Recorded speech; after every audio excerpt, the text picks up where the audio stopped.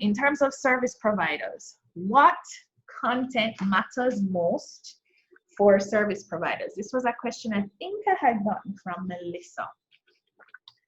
So my question to you is, what are you building in terms of being a service provider? This can somehow translate where you're doing products, for example, as well.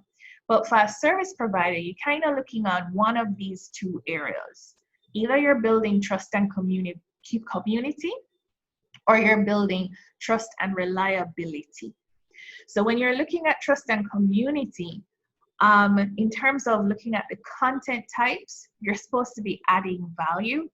You can serve testimonials. You can look at the thought leadership, mentorship, and growth opportunities.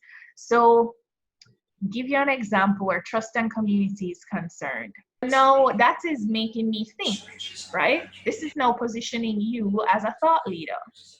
This is now looking at building that sense of community and camaraderie, right?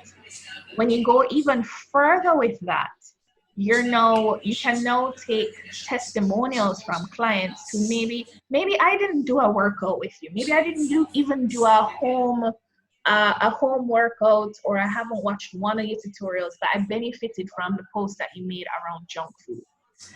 And I have changed my eating because of that. That's a testimonial that you can then put out on your page, right?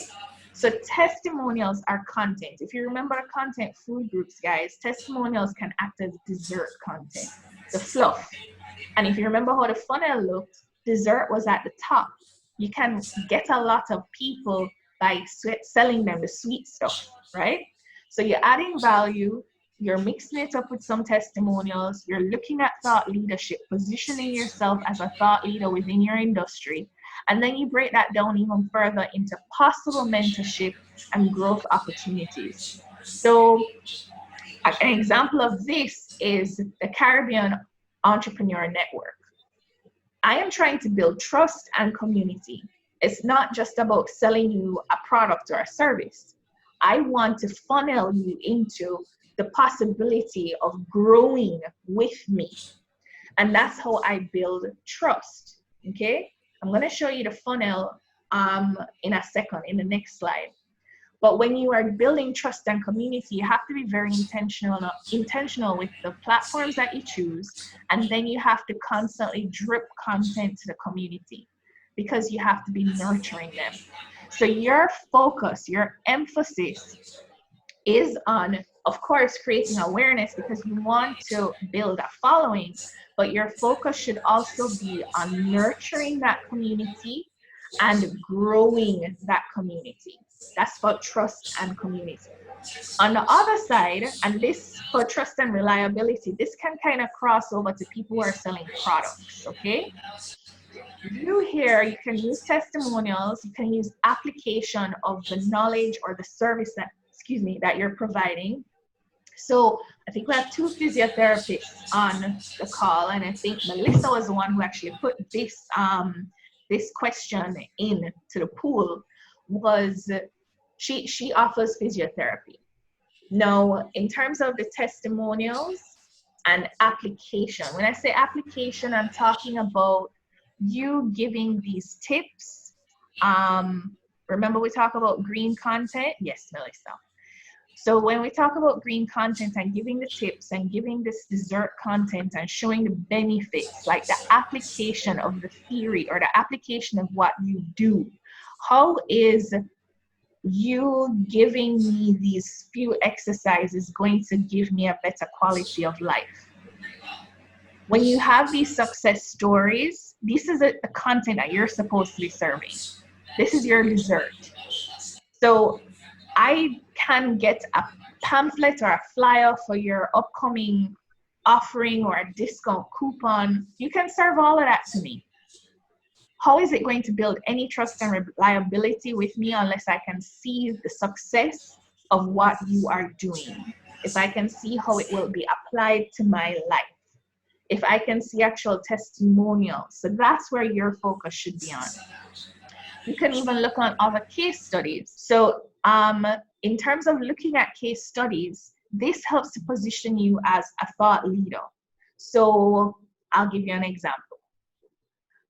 I focus on brand development. I am about to do a post around brands right now that are needing to reposition themselves or that are doing well based on the racial unrest in the US. So I'm going to talk about Aunt Jemima. I'm going to be looking on other brands that have been maintaining their presence in a very thoughtful way, like Nike.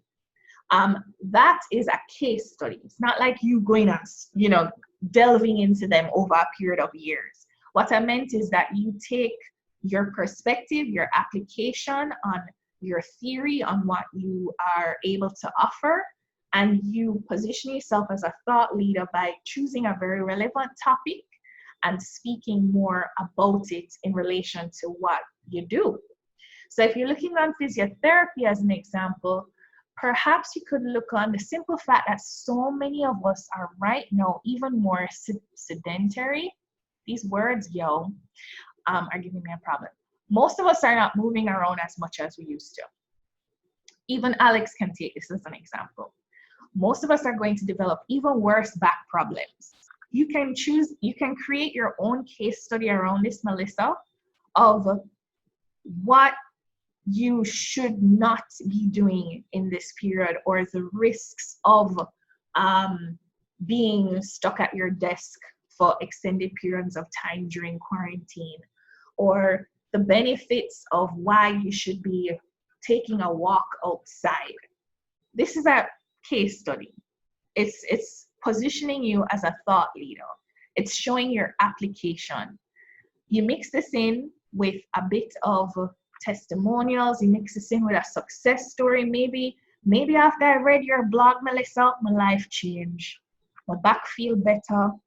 Everything worked good. Like I'm fine. I could sit here for 5 more hours just because of Melissa's article.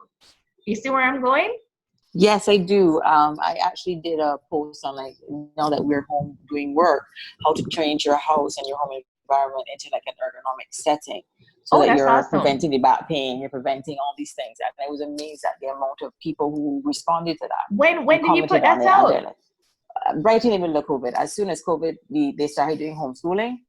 So I now need to do another one that, reminds people of you can repurpose that as well. You can bring it back. You can change it up. Yeah. And then for you need to focus on the client acquisition and then the funnel re-entry. And I'm going to show you what I mean by that. So in the next slide, if it will work. Okay. So if you're looking on this in terms of the funnel, you're looking on application and testimonials. So your article or your post or whatever it is at the top. That's a dessert in some way. Then you create the green content, the tips. After that, you give some value add plus some more thought leadership. So I talked about repurposing content a while ago. I had created a quiz 3 years ago on what is your digital IQ. And for the quiz, it spits out based on the response or the responses to the question, it gives you a type. So you're one of 3 types of people. And I give you a cheat sheet based on that result. So if you're a web whiz, I give you some tips on what you can do. If you're a digital novice, I give you some tips. If you're more social savvy, I give you some tips. What is happening here in this funnel is that you're going to start creating a feedback loop. So even if you've made a conversion, maybe you've made a purchase, maybe you have had somebody start following you. The aim is to build trust with the content. The aim is that you're either building trust and community or trust and reliability. And funneling your content in such a way where you're not just, because you're not speaking to a product, you're speaking to the application of your services. You're speaking to how it's going to benefit my quality of life. You're speaking to how what you do is going to help me solve my problems in life. By structuring it in such a way, when you create that feedback loop, You are now getting immediate, in real time responses from fans and followers who said, oh my gosh, this tip was amazing. Or wow, this was so helpful. This application of design theory now shows me that I can save money next month. When you create this feedback loop, that's where the trust comes in. Because now I know that I can rely on this person, not just to give me content, but they can actually help me out with my life. Remember, you're not just selling a service or a product, you're selling a lifestyle, you're selling a passion, or you're selling a purpose. That's what it boils down to. So if there are no other questions, we're going to wrap up. But I want you guys to save a date.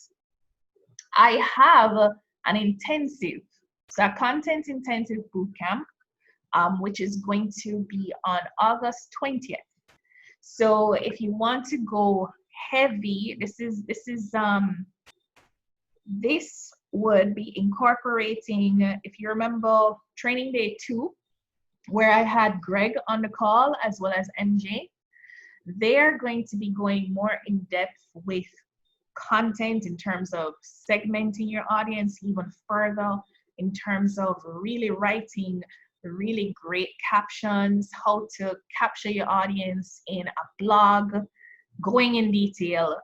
In terms of the graphic design element, it's going to be graphic design for non-designers. So if you have no idea what to do in a Photoshop or Canva, that little taste that you had gotten from Greg in training day 2, he is actually going to be leading that discussion for Photoshop for non-designers. So you don't have any design practice. He's going to show you some really great hacks to help you elevate your design in very simple ways. And I will also be going in detail again with Canva in this intensive. So there are going to be other training opportunities. I will be also incorporating other individuals within my field to offer free webinars within the group. So if you have not yet joined the Caribbean Entrepreneur Network, now is the time, because it's not just for me. It's really for everybody. And there's going to be benefit of just being in there and being able to really be in proximity with other people, not just who may be in your industry, but who have the mindset of growth. That's really what it is. So if you want to learn more, just pay attention to that space. Of course, I'll be emailing you. I'll be emailing you updates on the content intensive. Yeah. So I want to thank you. I want to thank you for joining me over these last few days. I am very happy with the feedback I've been receiving. Like I mentioned before, I'm going to be sharing a short survey, very, very short. I just want a little bit more feedback to know how I can make a few more improvements on bootcamp, and also keep me posted on your progress. I love hearing feedback, love it. So I want to know what's happening. I want to know what's happening with the tiny house floor plans, Vicky. Okay. And the Island Essence special Definitely. secret sauce that Alicia is going to be making. I want to know. All right. So thank you, everyone. Thank you. And have a good night. And we'll keep in touch. This is not the end. We're friends. Okay? Bye, guys. Thank you.